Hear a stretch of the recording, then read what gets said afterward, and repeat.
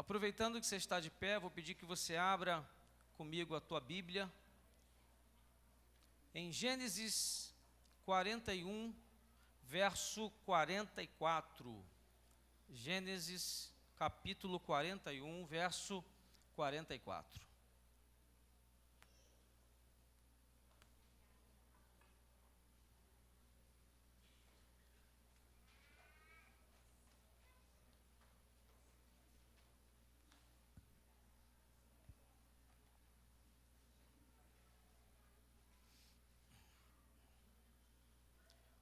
Leiamos juntos a palavra do Senhor. Verso 44 diz assim: Disse ainda Faraó a José: Eu sou Faraó, contudo, sem a tua ordem, ninguém levantará mão ou pé em toda a terra do Egito. E a José chamou Faraó de Zafenate Paneia e lhe deu por mulher a Asenate, filha de Potífera, sacerdote de On, e percorreu José toda a terra do Egito. Era José da idade de 30 anos, quando se apresentou a Faraó, rei do Egito, e andou por toda a terra do Egito. Nos 7 anos de fartura, a terra produziu abundantemente. E ajuntou José todo o mantimento que houve na terra do Egito durante os 7 anos, e os guardou nas cidades. O mantimento do campo ao redor de cada cidade foi guardado na mesma cidade. Assim, ajuntou José muitíssimo cereal, como a areia do mar, até perder a conta, porque ia além das medidas. Antes de chegar a fome, nasceram 2 filhos a José, os quais lhe deu Asenate, filha de Potífera, sacerdote de Orne. José, ao primogênito, chamou de Manassés, pois disse: Deus me fez esquecer de todos os meus trabalhos e de toda a casa de meu pai. E ao segundo chamou-lhe Efraim, pois disse: Deus me fez próspero na terra da minha aflição. Eu quero repetir esse último verso. Ao segundo chamou-lhe Efraim, pois disse: Deus me fez próspero na terra da minha aflição. Deus, está lida a tua palavra, Pai amado. Sabemos que tu quer tratar com o teu povo nesta tarde, Pai. Te pedimos que tu venhas falar, Pai, conosco, não aquilo que queremos ouvir, como eu sempre falo, mas aquilo que o Senhor tem para falar conosco, Pai. Usa-me com a sua vontade, com intrepidez, Pai. Retira qualquer impedimento da tua palavra, dela chegar ao coração de cada um, Pai. Vivemos um tempo de conflitos, de aflição, Pai, e muitas das vezes estamos aqui na tua casa, mas preocupados com o que temos em casa, ou com o dia seguinte do nosso trabalho, Pai amado Deus, mas que nesta tarde o Senhor nos conduza, Pai, a um tempo de mudança, a um tempo onde a aflição seja retirada do nosso meio, Pai, e seja o teu agir, a tua vontade sobre a vida do teu povo, e isso nós pedimos em nome de Jesus. Amém e amém. Pode se assentar.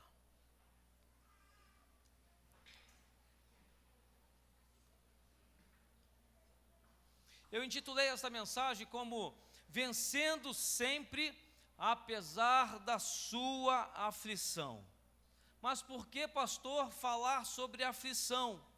É exatamente isso que eu tenho ouvido dia após dia por parte de muitos homens e mulheres de Deus que têm nos buscado para ouvir uma palavra que nos fale sobre o medo, sobre o temor, sobre a aflição, sobre a preocupação, sobre esse tempo que a gente está vivendo e que muitos chegam até nós dizendo que não aguentam mais.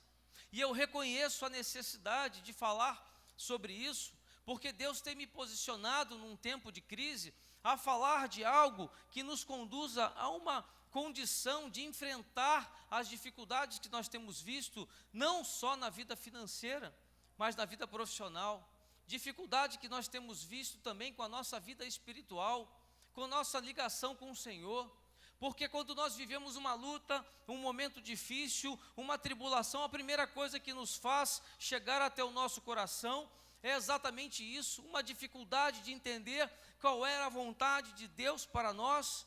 e diante de tudo que eu tenho visto a mão de Deus, eu tenho visto o poder de Deus sobre a vida do povo desta igreja.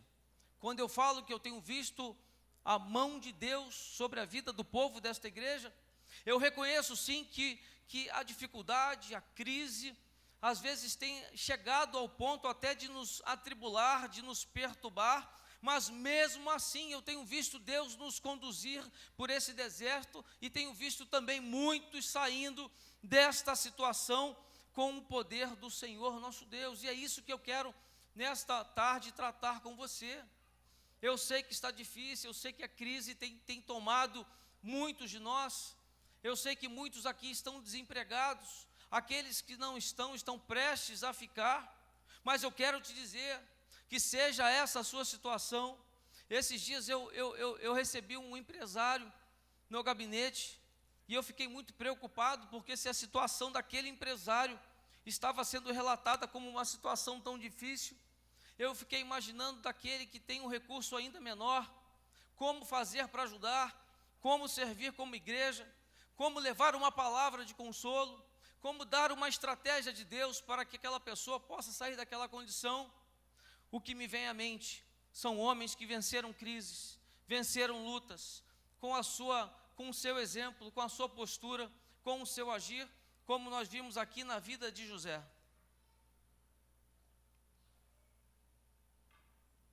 Se alguém observasse a vida de José até o dia em que ele estava preso, pois quero lembrar a você que assim ele ficou, poderia defini-lo como um derrotado em todos os sentidos. Ou seja, nem a prisão de José, nem a sua história diante da sua família, nem as suas dificuldades fizeram este homem parar. As aflições insistiam em acompanhar por onde ele fosse. E às vezes eu vejo também, apesar do agir de Deus, do mover dele sobre nós, eu vejo alguns desistindo, ficando pelo caminho, ficando numa condição exatamente contrária à vontade do Senhor. E quando eu falo desistir, eu falo que alguns têm desistido do seu casamento por causa das lutas, alguns têm desistido dos seus filhos, alguns filhos têm desistido dos seus pais. E como ministro do Evangelho, como pastor, eu tenho que falar isso à igreja, porque isso tem me incomodado. Quantas pessoas, quantos cônjuges têm abandonado o seu casamento, a sua parceria, a sua confiança, por causa da dificuldade, por causa da luta, por causa do desemprego, por causa da crise financeira. E eu quero te fazer lembrar que José, mesmo ficando preso, ele não abandonou os seus sonhos, ele não desistiu dos projetos de Deus, ele não desistiu da vontade do Senhor para a vida dele. E a mesma coisa Deus fala à vida desta igreja, Deus fala a você: não desista da sua família. Está difícil, mas continue firme, lutando pelos projetos de Deus na sua casa. Mas você pode até dizer assim: mas pastor, eu não tenho mais recurso para sustentar toda a minha casa. Una-se com a sua família, una-se à sua parentela, una-se à sua igreja, busque comunhão, busque algo que possa te fazer sair dessa condição. E é exatamente isso que Deus faz, é o mover dele, porque esse problema que você vive não é seu, essa luta não é sua, é dele. Mas será que nós temos feito como José? As aflições insistiam em acompanhá-lo, mas ele continuou firme.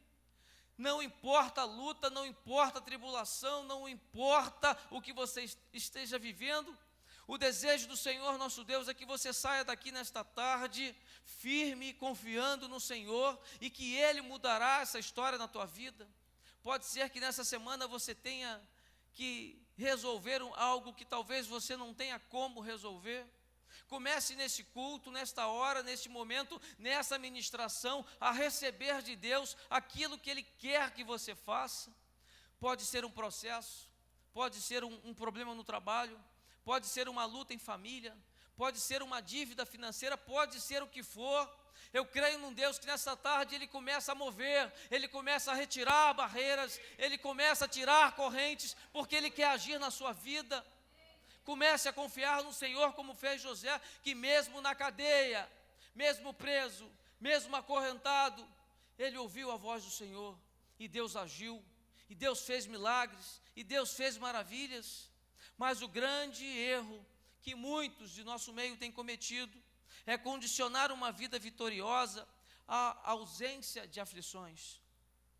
Estamos vivendo aflições, estamos vivendo crise, a luta está grande, mas quem disse que essa dificuldade que você está vivendo transforma a tua vida numa vida de derrota?